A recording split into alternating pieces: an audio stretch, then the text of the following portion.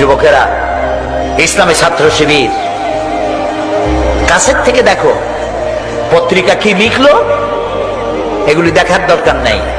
পত্রিকার লেখা কোনো অভিনা, কথা ঠিক কিনা?